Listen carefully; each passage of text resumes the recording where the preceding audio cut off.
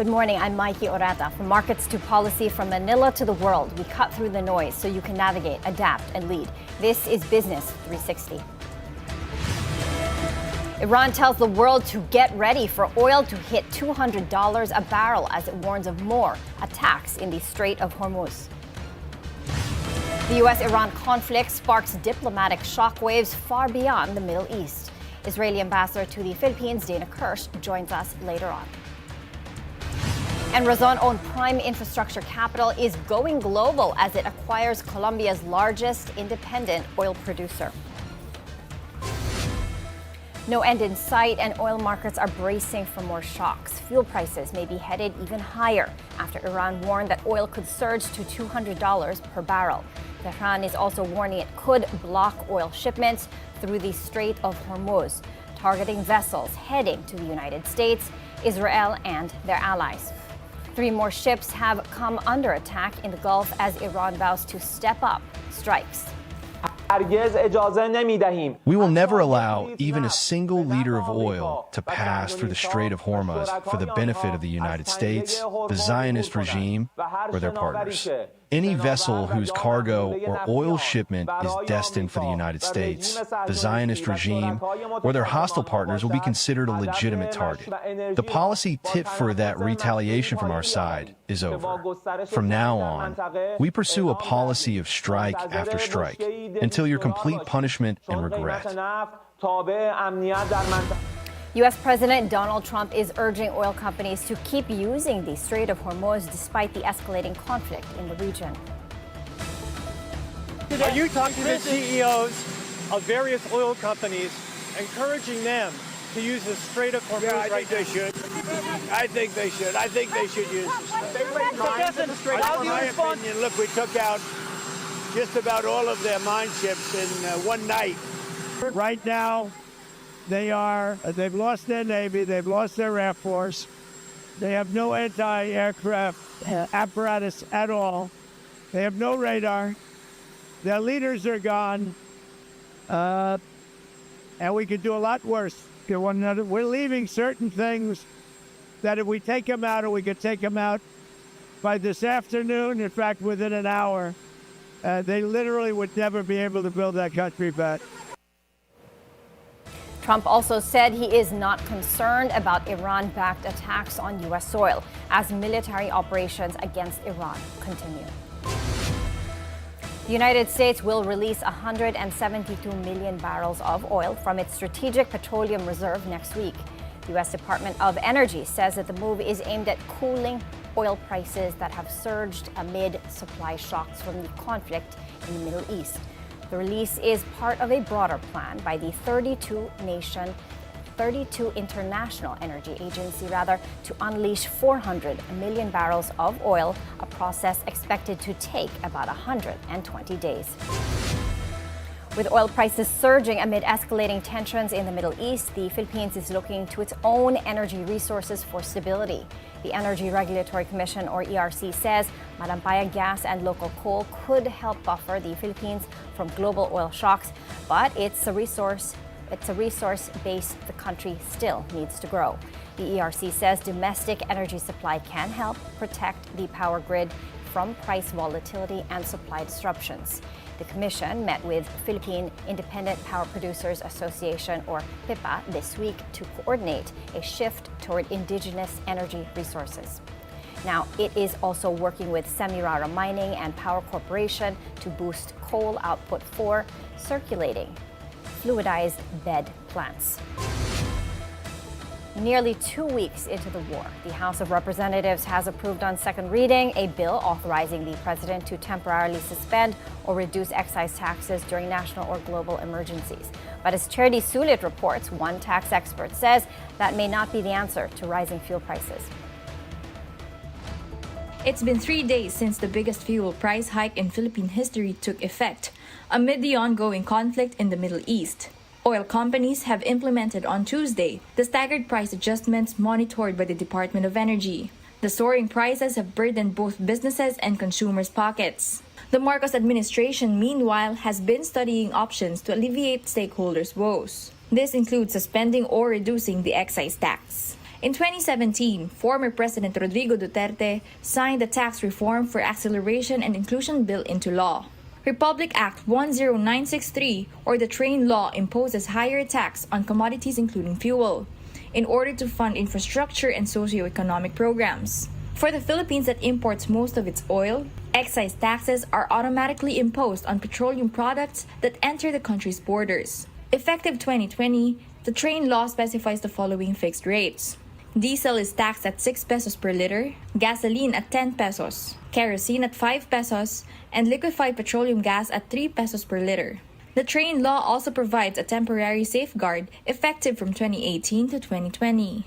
It says if global oil prices reach $80 per barrel or higher, the fuel tax increase would be suspended. The benchmark observed by the Philippines in the global oil markets is the Dubai crude oil, based on the mean of Platts Singapore pricing. However, global tax policy expert Mona Brea says the provision is no longer applicable as of 2026. He adds that Congress would need to amend the law or grant emergency powers to the president to implement a similar policy. President Ferdinand Marcos Jr. has certified as urgent a measure giving him the emergency powers to temporarily suspend or cut excise tax on oil. The House of Representatives on Wednesday approved on second reading a bill authorizing Marcos to suspend or reduce excise tax on fuel. Meanwhile, the Senate Committee on Ways and Means is still finalizing details on the bill granting Marcos the emergency powers on fuel excise taxes. The Department of Finance earlier warned the country could lose nearly 136 billion pesos in revenue if the excise tax on oil products is removed. But Abrea says during a crisis, the government should prioritize support for Filipinos rather than focusing on potential revenue losses. He adds that suspending or cutting fuel excise taxes may not be the most urgent step. Instead, he says the government should provide direct and targeted subsidies to affected sectors. Because if we will compare, suspension of excise taxes will benefit all, including the big industries, the oil companies, and the rich people or the higher income household. Remember, sa impact ng inflation, ito yung gusto natin i-cushion na hindi masyadong ma-burden yung mga tao to lessen the burden of this global oil hike to our consumers. Echoing the DOF's concerns, Abrea says suspending fuel excise taxes would be costly. Instead, he estimates direct subsidies would cost the government around 5 billion pesos. But what we are forgetting is yung pinaka napapabayaan or the forgotten sector of our society is the middle income earners or the regular employees. I also think na dapat magkaroon ng tax relief para sa mga workers or the middle class. And this can easily be done because we were able to do it during COVID. Abrea urges the government to focus on more effective tax collection and on curbing corruption. Che Sulit, Bilyonaryo News Channel. The government will begin distributing 5,000 peso fuel subsidies to public transport drivers next week amid the rising fuel prices. Distribution starts Tuesday in Metro Manila, prioritizing tricycle drivers, followed by jeepney, taxi, UV Express, and Transport Network vehicle service drivers. The subsidy will be released through the Department of Social Welfare and Development's Assistance to Individuals in Crisis Situations program. Akbayan Party List, a left-leaning progressive group in the House of Representatives, will file a measure seeking a 52.8 billion peso supplemental budget.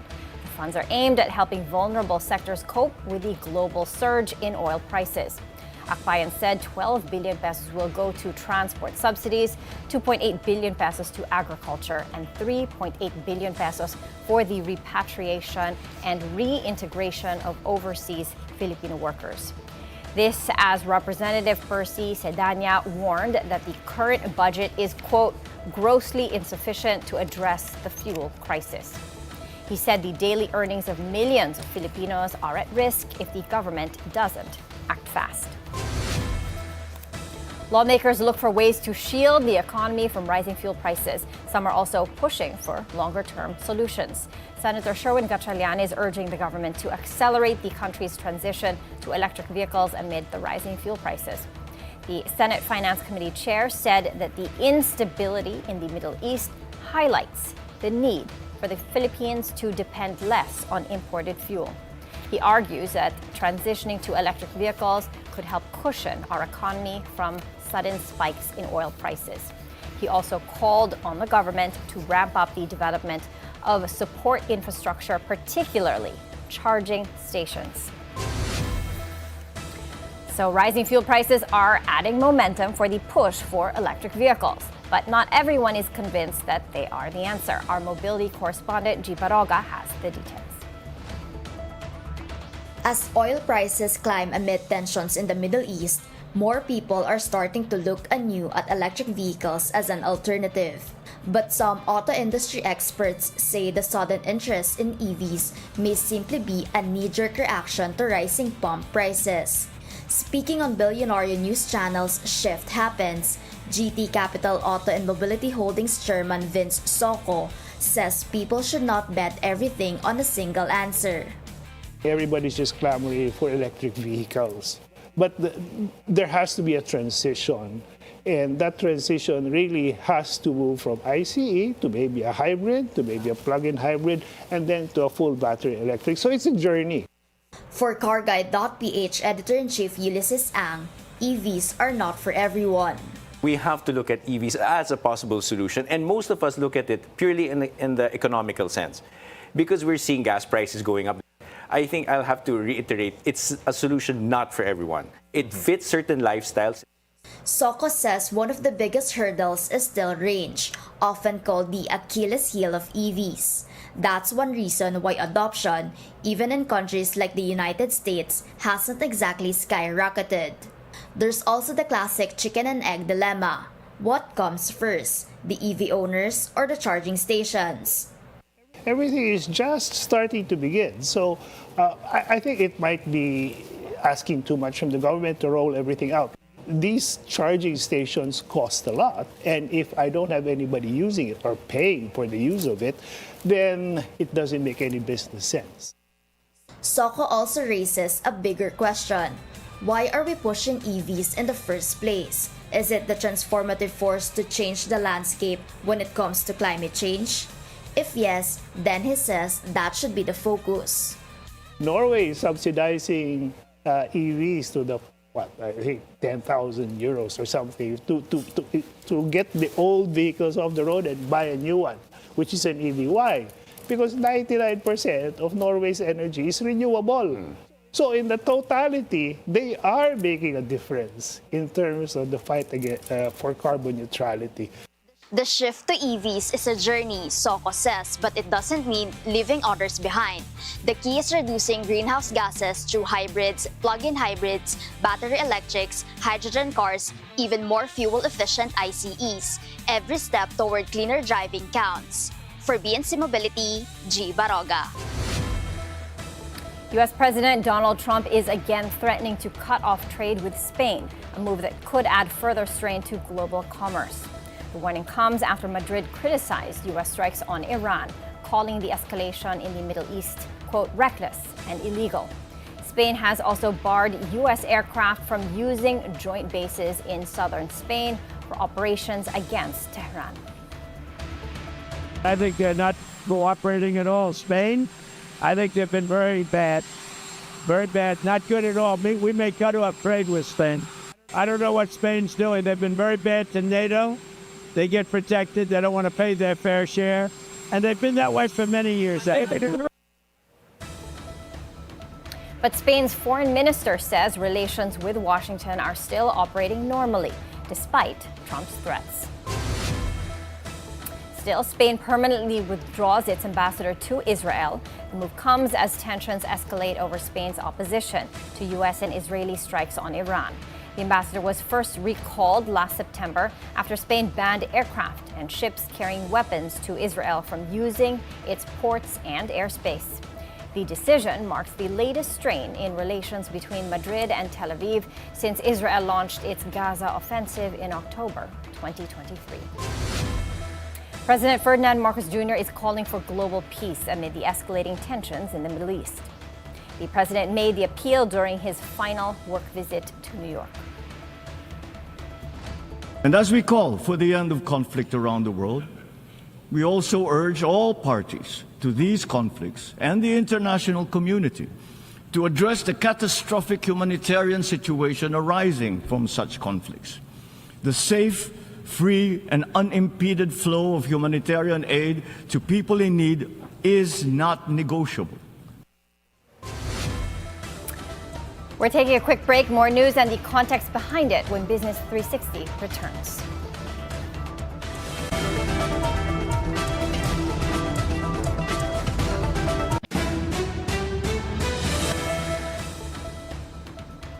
Welcome back. The Middle East conflict has been moving global energy markets with direct implications for import-dependent countries like ours. The escalation is already pushing up fuel costs, inflation, and business risk. Israel's ambassador to the Philippines, Dana Kirsch, joins us now to help us understand the situation and what the world should watch out for next. Ambassador Dana, thank you so much for being here with us. Salamat, Maiki. Okay. Thank you for having me. Yeah. Okay. Let's start with the state of the conflict. Over the last 24 hours, there have been a wave of attacks. Oil prices have gone up again. How would you describe the state of the conflict today? We have been in this operation for the past 13 days. And I just want to give a manifestation of how it looks. My mom is 80 and she lives in the north of Israel. And for the past night, she had to be in the shelter for 3 hours because there were consecutive bombing both from Iran and from Hezbollah, which is in Lebanon and our northern border. So this is the situation that Israel experiences totally. But we remain resilient. The people of Israel remain resilient because at the end of the day, once this Iranian regime, is out of the picture, we will have peace and stability in the entire world. Yes. This particular conflict has been going on for the past 13 days, since February 28th. However, when you look at the bigger picture, over the past 2.5 years, Israel has been, fighting a war on multiple fronts. It's not just this one. 7, if I'm not mistaken. Tell us about, how you are managing this situation.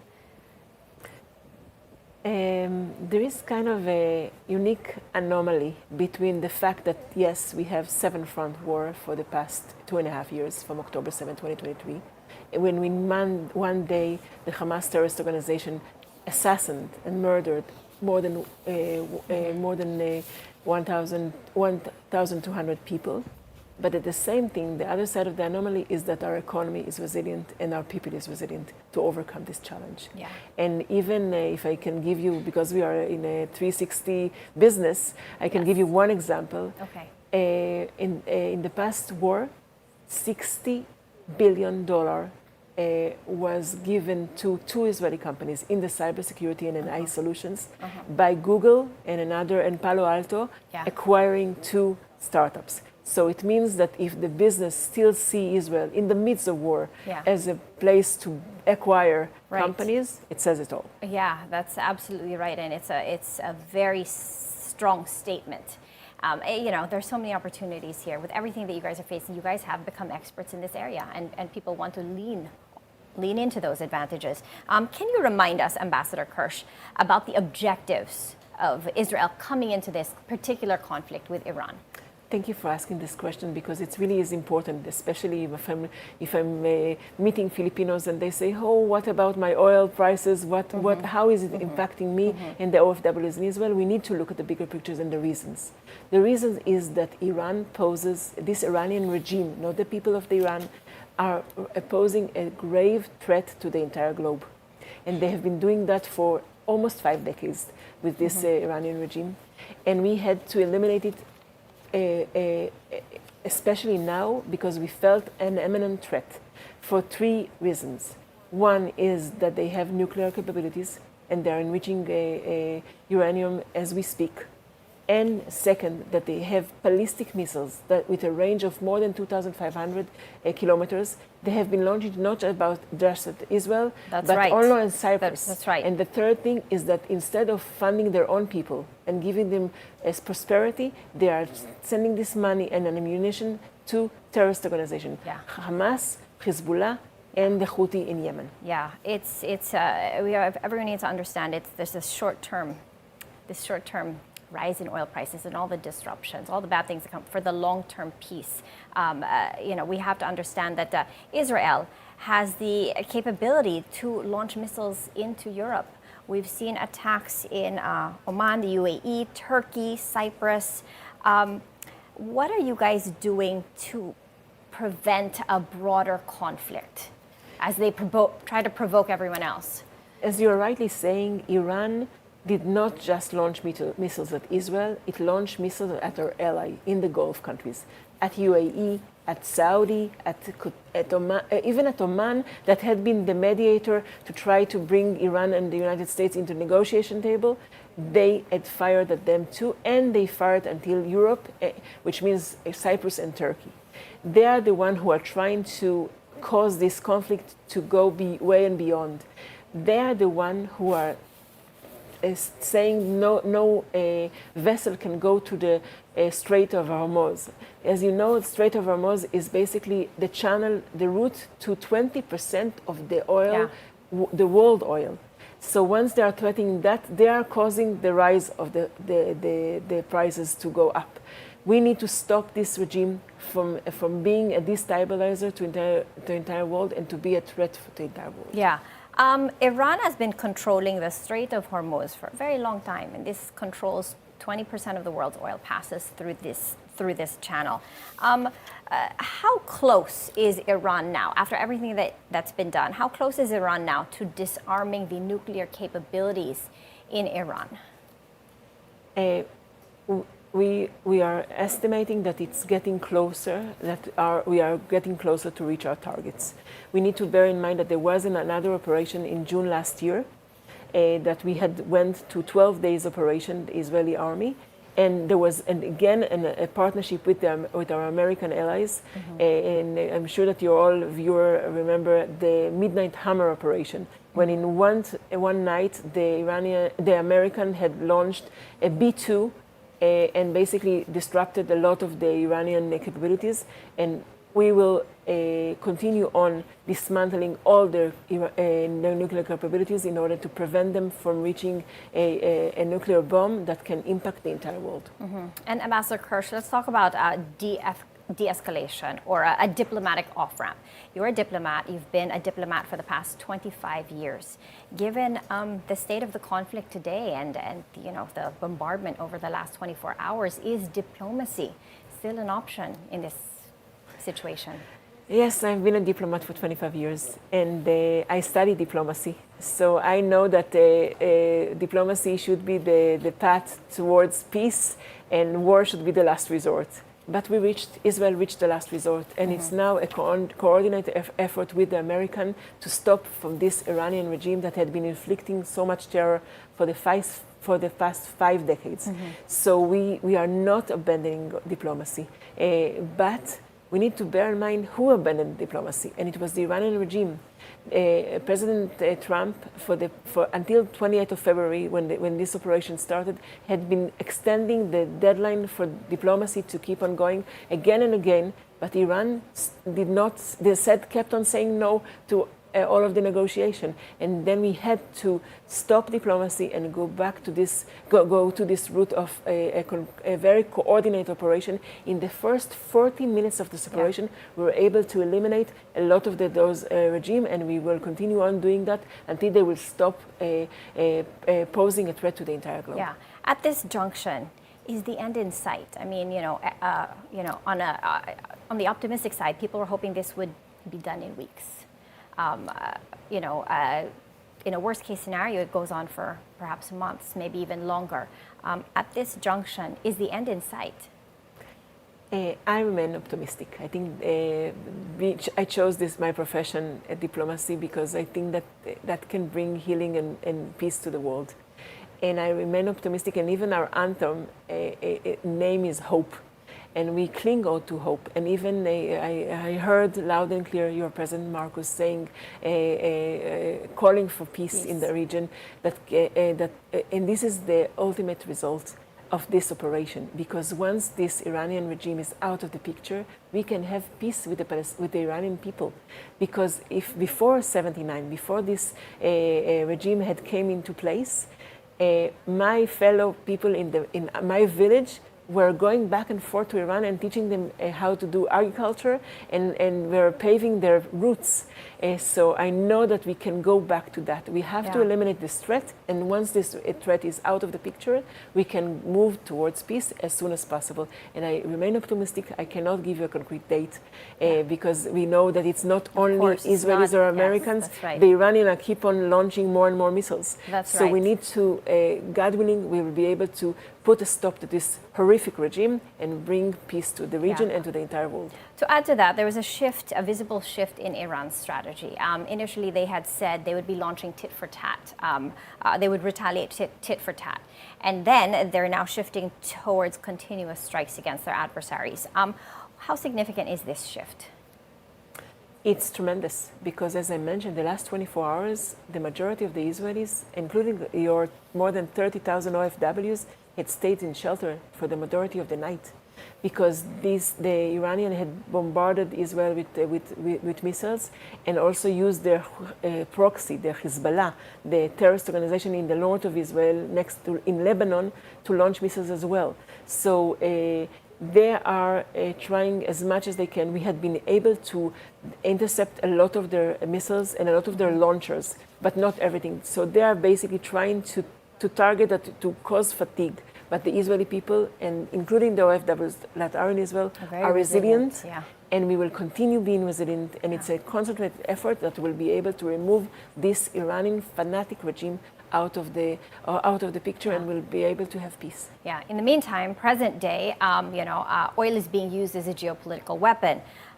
There's the warning for $200 oil per barrel, really weaponizing global energy markets. And there's a threat to the Strait of Hormuz. Iran warned that it will not allow even a liter of oil to pass through the strait if the shipments benefit the United States, Israel, or their allies. What do you think this means for regional stability and for global energy markets? Iran had been a destabilizer of the region for the past almost 5 decades, 47 years. It's been closing and opening the Strait of Hormuz, and which is providing 20% of the flow of oil to the entire world. And once they are out of the picture, we will be able to, in the long term, to have much more stable prices. So yes, you are right. It can reach now, God forbid, $200 per barrel. But it will be once the Iranian regime is out of the picture, it will bring stability. Yeah. And can I even mention that the fact that Iran is basically selling illegally, because there are sanctions against it, to China. And the cost of the Chinese are buying it with less $15 per barrel. Yes, so that's right. that gives a very competitive edge when it comes to markets. That's right. Yeah, I wanted to ask you about that, Ambassador Kirsch. China is the main buyer of Iranian oil. They buy 80% of their oil from Iran, and Iran sells it to them at a discount. So those typical estimates for that discount are between $5 to $15 per barrel. So if oil is at $80 to $100 per barrel for us, for China, it sells for about $65 to $90 per barrel. How significant is this support in enabling and sustaining Iran's economy? China and also Russia had been the aid for Iran, because, as you know, since 2015 there are sanctions against Iran, and the majority of the world does not buy oil for them. So they had looked at China as a last resort, and unfortunately China was able to control the prices and get a competitive edge when it comes to the global markets. That is a competitive edge. While everyone is reeling. Yeah. Definitely.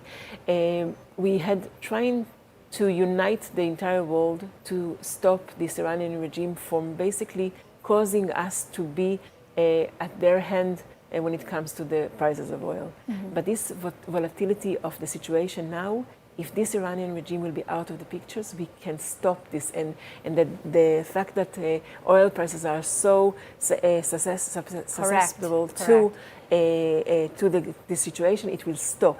And that's what we are aiming at. Seems far away from now, but it would be something to look forward to, stability in the region and much lower oil prices.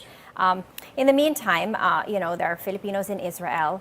That prior to this crisis was at about 30,000. Is that figure accurate? Yes, there are more than 30,000 OFWs, amazing OFWs in Israel. The majority of them are caregiver, and just a few are working in the hotel industry. And if I can say first and foremost, I should have studied it up front, I would like to convey my deepest condolences to the family of Marie and Vera from Pangasinan, who lost her life in the first day of this operation by a shrapnel of an Iranian missile. And we will be with her family and with her husband, who's going to come soon with her remains back from Israel. And we will continue on showing support and backing this family. But I have to say that the OFWs in Israel, your Filipinos, are resilient as Israelis, and they're sitting together in the shelters, fully integrated into fully society. integrated, and don't want to repatriate. Yeah, that's interesting. Another thing I wanted to point out, that the level of requests for repatriation has not been high, and if any, out of the a little over 30,000 Filipinos in Israel during the war, which you're fighting on 7 fronts, many have chosen to stay. So. And the only ones that decided to go home were the ones in the hotel sector, because they had no more jobs after, no more tourists coming to Israel, right? But the other ones staying as domestic helpers have chosen to stay. What does this tell you? That's tell me that the connection between Israel and the Philippines is very, very, the core is resilience and the core is compassion. Both our nation value so much family. And the fact that your OFWs are providing with so much compassion and care, taking care of our elderly, Israeli families are fighting to get a Filipino caregiver to take care of their families. So this is another manifestation of the bond that exists between our nations from the 30s, when President Quezon has compassionately and very, very bravely decided that he's going to help the Jewish people in Europe and prevent them from being perished in the Holocaust. So since this compassion is going until our days, when OFWs are staying in Israel, not going back to the Philippines, because they feel part and parcel of Israel. And we feel towards them a lot of appreciation for the fact that they are taking care of our elderly. Yeah, and how closely are Israeli authorities coordinating with the Philippine government for the safety of Filipinos in Israel as you fight wars on 7 fronts? I started my day with a phone conversation with PY, with administrator of our PY, and she and our entire team, and together with Secretary Kagdak from DMW, both of them are amazing leaders of the Philippines, taking care of their OFWs and their families, and we are keeping a very close relationship with them, and to make sure that if an OFW wants to repatriate, we will make everything to enable him to repatriate, and of course to bring the remains of Marianne de Vera and her husband back here. And we will continue also coordinating with the Filipino embassy in Israel. Last 2 questions. What lessons can we learn from this? We need, I think it's a lesson of hope and resilience. Because at the end of the day, we want to do what rights to securing the Israeli people, but also providing stability and peace to the entire world. And this is an operation that seems in the short term as problematic, but in the long term it can bring peace. And Israel strives for peace. And the unique angle of the resilience of the Israeli people and the Filipinos, the 30,000 Filipinos that are in Israel, and the same is the resilience that you show here. Here, thank God, it's not man-made, it's the nature-made calamities that are happening, and the Filipino people are resilient in ways that I cannot even grasp. In the same way, it's the Israeli. And I do hope and pray that this will bring an end, and then Filipinos can continue on going to Israel to see the Holy Land, and Israelis can come here and see more than 7,000 mini paradise that you have all over the Philippines. Yeah, everybody's just looking forward to peace. Ambassador Dana Kirsch, thank you so much for your time this morning.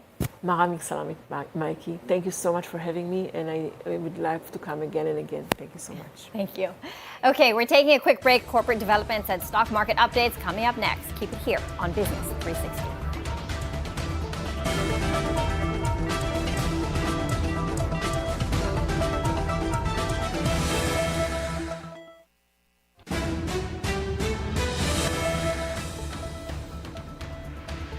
Prime infrastructure and energy and infrastructure firm led by tycoon Enrique Razon Jr.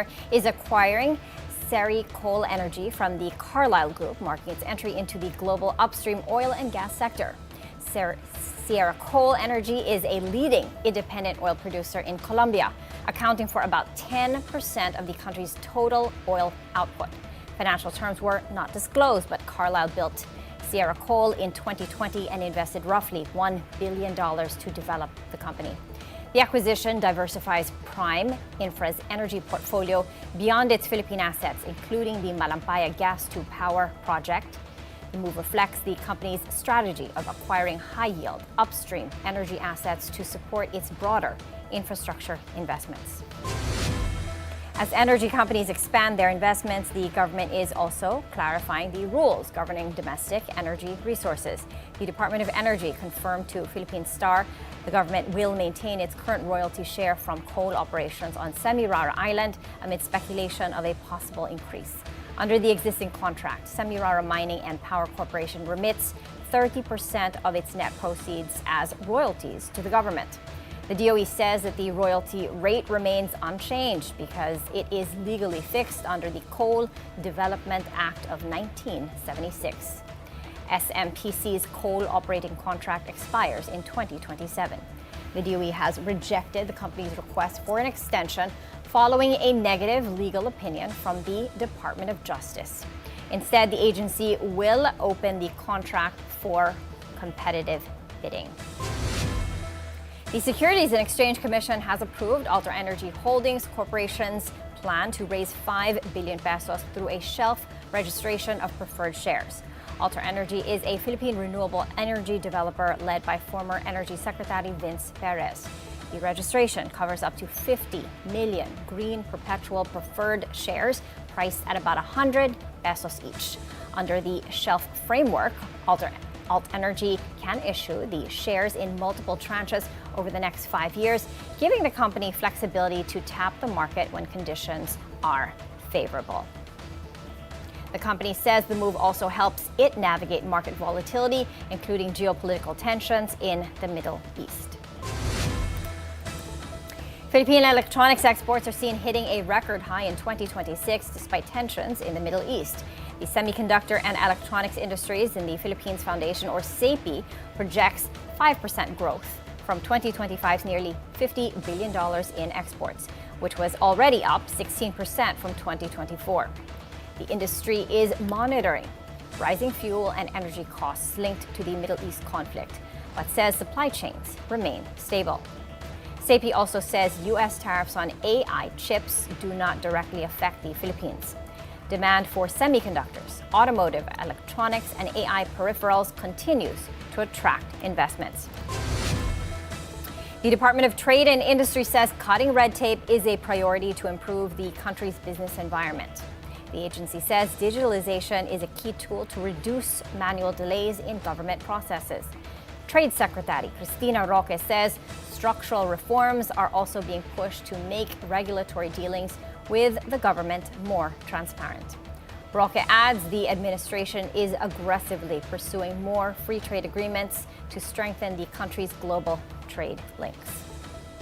Central to this is our aggressive pursuit of the free trade agreement. This administration will have the most free trade agreement in the history. We will be, President Marcos will end with 20 free trade agreements. Outstanding Philippine peso bonds shrank to nearly 14 trillion pesos at the end of 2025, down almost 1% from the previous quarter. That's according to the Asian Development Bank. The decline was driven by a more than 43% drop in central bank securities, even as government and corporate bonds posted modest gains. Quarterly bond issuance fell nearly 40% as the government front-loaded its borrowing and the Bangko Sentral ended its 56-day term deposit facility. Meanwhile, sustainable bonds rose to 16 billion pesos, up 42% from 2024, driven by strong demand from both public and private sector investors. Let's take a look at how global markets closed overnight. U.S. stocks ended mixed as investors largely shrugged off a mild inflation report, turning their attention instead to escalating hostilities and growing concerns over the U.S.-Israeli conflict with Iran. We had CPI this morning. It was in line. The question on investors' minds, however, is going forward. Obviously, with the war in Iran, you've seen oil prices go up. For every increase in oil by around $20 a barrel, you get an additional 0.6% to CPI. So obviously, with oil having gone over $100 a barrel recently with the war, that's going to be a question going forward. And if you look at rate cut expectations, the market has actually pushed those out in terms of probabilities, with a lower probability that you even get a rate cut in even September now, whereas before the market was looking for a June cut. The Dow Jones Industrial Average lower by 0.6%. The S&P 500 flat with a downward bias, and the Nasdaq flat with an upward bias.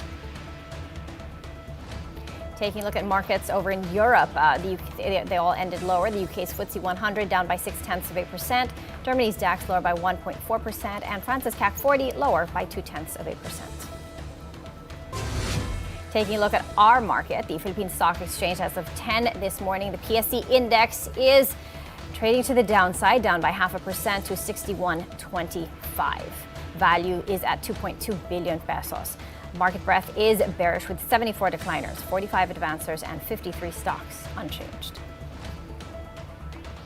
On the currency front, the peso opened at 59.32 to the dollar, down from its previous close of 59.17.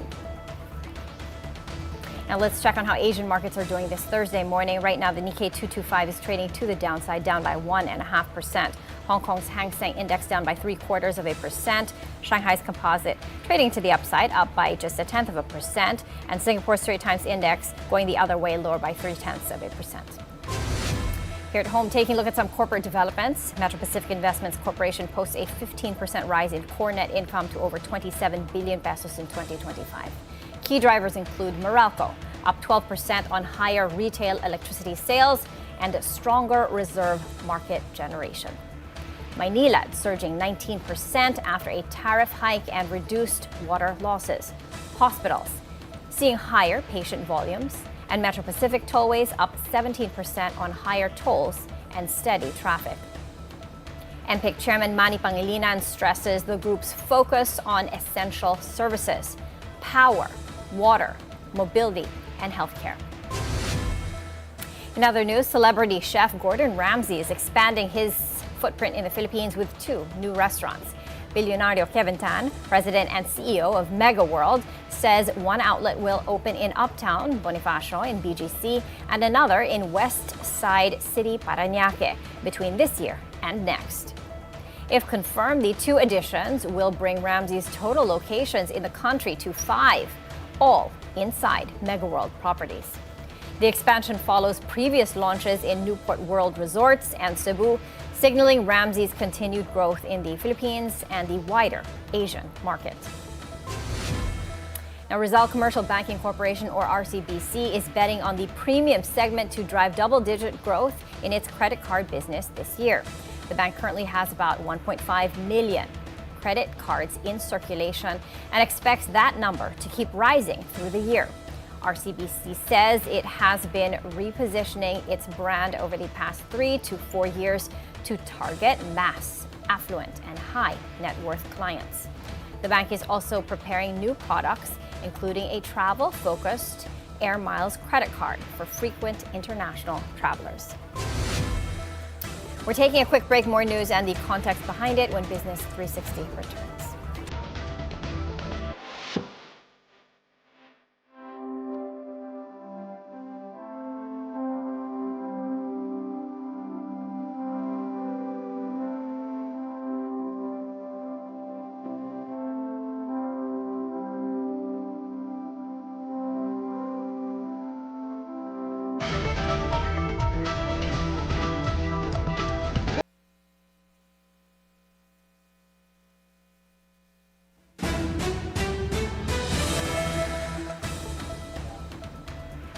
Welcome back. The Independent Commission for Infrastructure is nearing completion of its investigation into the Philippines' multi-billion peso flood control scandal.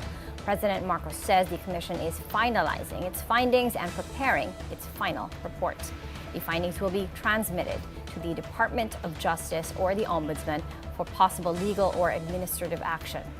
Marcos adds decisions on the future of the commission will be made later.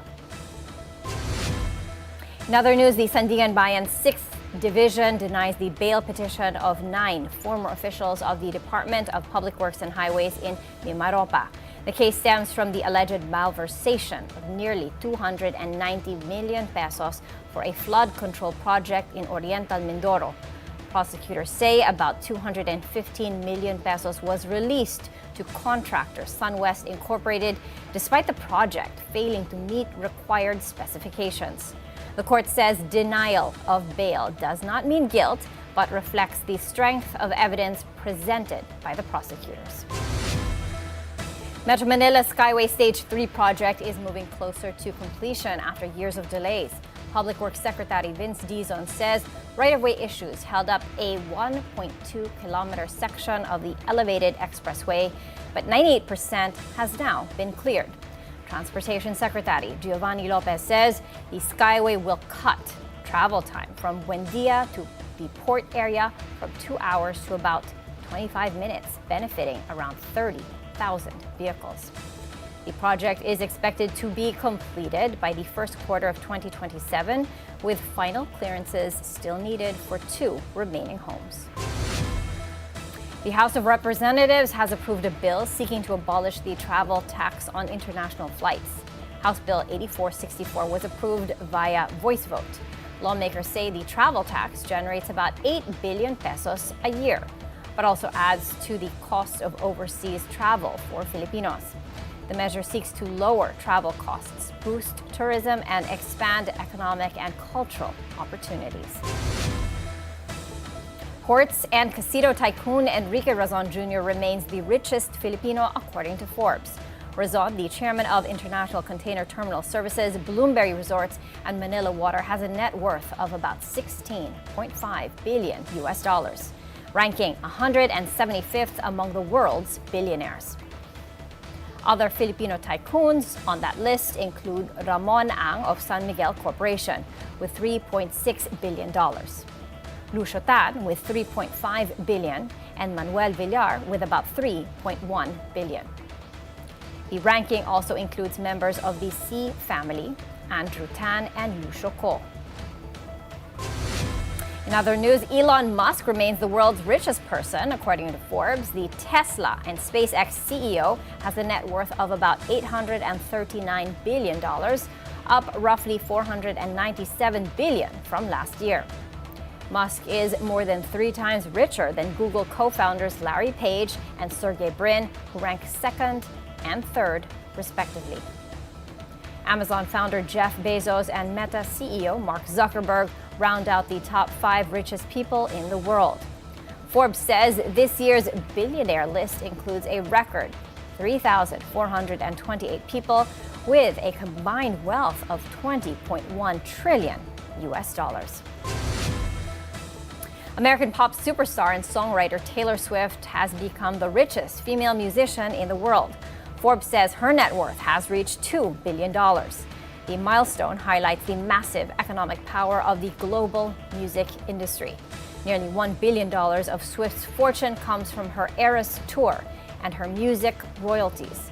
Her song catalog is valued at about $900 million, while her real estate holdings are estimated at $100 million.